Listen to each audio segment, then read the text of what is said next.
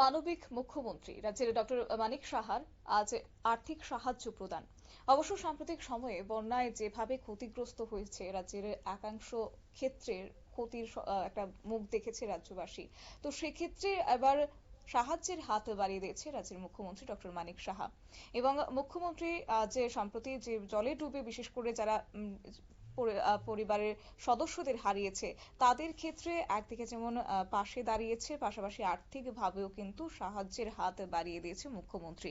মৃত 7 জনের পরিবার বর্গের সদস্যদের হাতে আর্থিক সহায়তা হিসেবে 4 লক্ষ টাকা করে চেক তুলে দিয়েছেন। অবশ্য কিছুদিন আগে পশ্চিম জেলার বিভিন্ন স্থানে জলে ডুবে 7 জনের মৃত্যু হয়েছে। মর্মান্তিক এই মৃত্যু রীতিমতো পরিবারের মধ্যে একটা শোকের ছায়া নেমে এসেছে। তাই সেই সময়টাতে তাদের সঙ্গে যথাযথভাবে কথা বলারও চেষ্টা করেছেন রাজ্যের মুখ্যমন্ত্রী এবং একই সঙ্গে সেই সময়তে আশ্বাস দিয়েছেন যে পরিবার সেই 7 জনের পরিবারের পাশে দাঁড়াবেন এবং আজকে কিন্তু সেক্ষেত্রে আর্থিক সাহায্য দিয়ে তিনি পরিবারের পাশে দাঁড়িয়েছেন।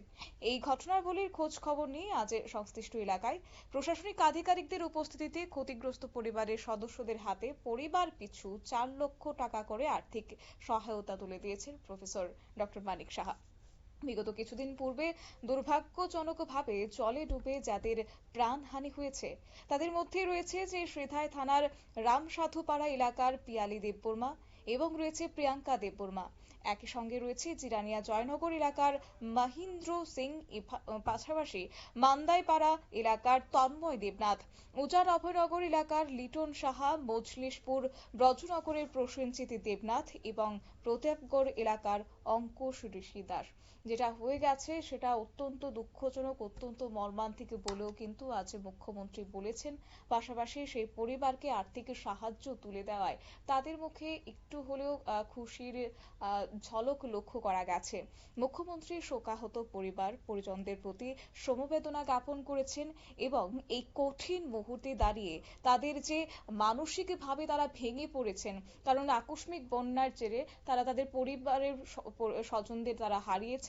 আর এই সেক্ষেত্রে বলা চলে যে যারা স্বজন হারা তারা কিন্তু মানসিকভাবে অনেকটাই ভেঙে পড়েন।